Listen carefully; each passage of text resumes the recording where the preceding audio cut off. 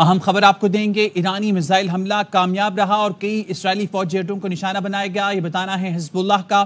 اسرائیل کا دفاعی نظام ایرانی میزائلوں کو روکنے میں ناکام رہا۔ ایرانی حملے میں اسرائیلی فوجوں کی ہلاکتیں ہوئیں لیکن انہیں چھپایا جا رہا ہے۔ اسرائیلی فوج اپنے نقصان کے بارے میں معلومات کو سینسر کرتی ہے، یہ کہنا ہے حزب اللہ کا۔ دوسری جانب ایرانی صدر کا کہنا ہے تہران نے صہیونی قابض ریاست کی جارحیت کا سخت جواب دیا ہے۔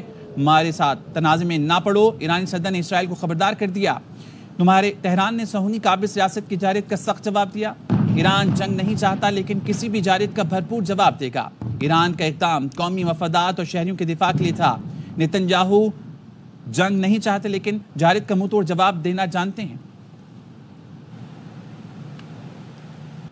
میزائل حملوں کی آڑ میں اسرائیل ایران کی ایٹمی تنصیبات پر حملہ کر سکتا ہے لیکن یہ آسان نہیں۔ ایران لبنان نہیں۔ سابق سفیر بلیہ لودھی کہتی ہیں تہران کے پاس بڑی فوجی طاقت ہے، خطے میں ایک بڑی جنگ چھڑ سکتی ہے۔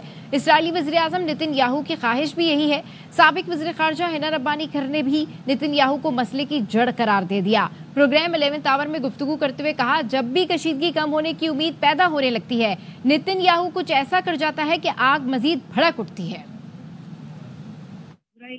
کہ تو مفاد میں ہے کہ یہ جنگ اور پھیلے۔ یہ بہت ہی گھمبیر صورتحال ڈیولپ ہو گئی ہے اور میں سمجھتی ہوں جس کو انگریزی میں کہتے ہیں انچارٹڈ ٹیریٹری، یعنی کہ کچھ معلوم نہیں ہے کہ یہ کس رخ اب صورتحال جائے گی۔ کیا اسرائیل بن کے اب ایران کی جو نیوکلیر فیسلٹیز ہیں ان پہ حملہ کرے، لیکن اتنا آسان بھی نہیں ہے۔ اس قسم کا اٹیک کرنا تو پھر بہت ہی کھلا فل اسکیل جنگ ہو جائے گی۔ ایران لبنان نہیں ہے نا، ایران کے پاس بھی ملٹری کیپیسٹی ہے۔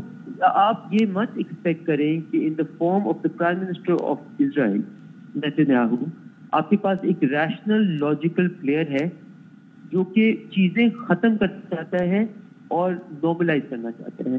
آپ نے ان کئی مہینوں میں بار بار یہ دیکھنا ہے کہ جب اگر کوئی آثار ہوئیں گے سیز فائر کے یا پیس کے تو پرائم منسٹر نیتن کچھ نیا کریں گے جو سچویشن کو ایسکیلیٹ کرے، جو آگ لگائے پائے۔ دفاعی تجزیہ کاروں نے ایران اسرائیل کشیدگی کو خطے کے لیے خطرناک قرار دے دیا۔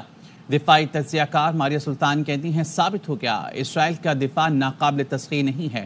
ایرانی حملے کا رد عمل محدود نہیں رہے گا، دوسرے ممالک شامل ہوئے تو اسرائیل کی سلامتی کو بھی خطرہ ہو سکتا ہے۔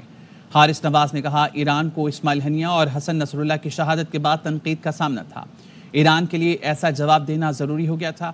احمد سعید منہاز بولے خطے کی سلامتی کے لیے اگلے چند گھنٹے انتہائی اہم ہیں، امریکہ اور اسرائیل کی ایران کے ایٹمی پروگرام پر بھی نظریں ہیں۔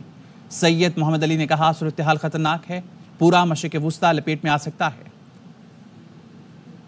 واضح طور پر اوپر ایک تو یہ کہ اسرائیل کا جو دفاع ہے وہ ناقابل تسخیر نہیں ہے۔ تو ایرانی رد عمل آیا ہے یہ صرف اور صرف ایران اسرائیل جنگ تک نہیں محدود رہے گا۔ اگر اس کے اندر مصر شامل ہو جاتا ہے اسرائیل کے لیے ایک بہت بڑا مسئلہ کھڑا ہو جائے گا۔ جہاں اسرائیل کا جو وجود ہے اس کے اوپر جو امپیکٹ آئے گا اس کا شاید ابھی تک اسرائیلی حکومت کو اس بات کا احاطہ نہیں تھا۔ اتحاد کے اوپر بھی نظر ثانی کرنی پڑے گی مسلم ممالک کو کہ ان کے جو مستقبل ہے کیا وہ ایک دوسرے کے ساتھ ہے یا امریکہ کے ساتھ یا فلسطینیوں کے ساتھ۔ خاصی عظیمت اٹھانا پڑی تھی جب اس سے پہلے اسماعیل ہنیہ صاحب کی شہادت ہوئی تھی تو کوئی بھرپور رسپانس اس طرح کا نہیں تھا اور اس کا بھی فیس سیونگ قسم کا اٹیک تھا۔ تھیوری کو جو بڑھا چڑھا کے بیان کیا جا رہا ہے کہ دونوں شہادتوں کے ذمہ دار جو ہیں وہ ایرانین انٹیلیجنس ایجنسیز تھے کہ جو نے کچھ فیڈ بیک کیا تھا، یہ سارا پروپیگنڈا تھا، تو لہٰذا اس کو بھی ایک فیس سیونگ کے لیے ایک اس طرح کی جو ہے وہ ریسپانس جنریٹ کرنا ضروری تھا۔ یہ جنگ بہت تیزی سے پھیل رہی ہے لیکن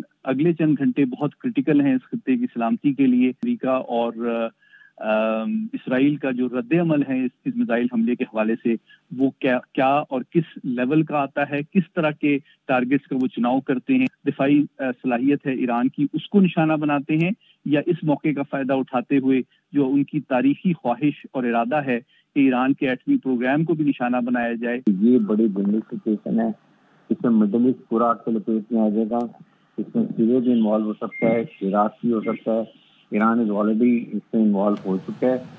ایران کے صبر کا پیمانہ لبریز ہو چکا ہے، اسی لیے ایران نے جواب دیا۔ ایرنا کے بیورو چیف افضل رضا کی پروگرام 11 آور میں گفتگو، کہا UN، OIC اور دیگر ادارے ناکام ہو چکے ہیں۔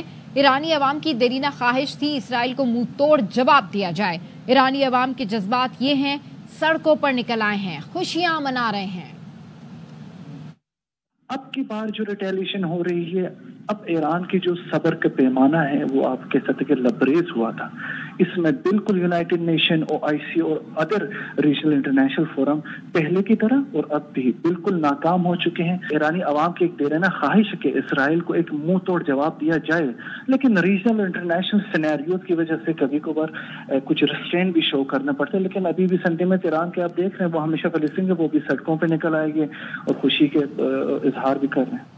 ایران کے اسرائیل پر میزائل حملوں پر فلسطین میں بچے بڑوں کا خوشی کا اظہار. غزہ میں لوگوں نے میزائل گرتے دیکھ کر موبائل فون سے ویڈیوز بھی بنائی. ایران میں بھی عوام کا جشن، پرچم لیے سڑکوں پر نکل آئے. ادھر یمن کے حوثیوں نے اسرائیل پر میزائل داغنے پر ایرانی حکام کو سلام پیش کیا. حوثیوں کے ترجمان کا کہنا ہے ایرانی فوجی آپریشن کا خیر مقدم کرتے ہیں. ایران کا اسرائیل پر میزائل حملہ. PIA نے اپنی تمام پروازوں کو ایرانی فضائی حدود استعمال کرنے سے روک دیا. PIA نے ایئر لائن کے تمام کپتانوں اور فلائٹ آپریشن کو احکامات جاری کر دیے. تمام پروازوں کا فلائٹ پلان اثر نو ترتیب دیے جا رہے ہیں. ترجمان کا کہنا ہے کہ جب تک صورتحال واضح نہیں ہو جاتی ایران کی فضائی حدود استعمال نہیں کی جائیں گی. PIA ایران کی فضائی حدود کے 2 کوریڈور استعمال کرتا ہے. ناردرن کوریڈور کینیڈا، ترکی جانے والی پروازیں استعمال کرتی ہیں. Southern corridor UAE، Bahrain, Doha اور سعودی عرب کے لیے استعمال کیا جاتا ہے.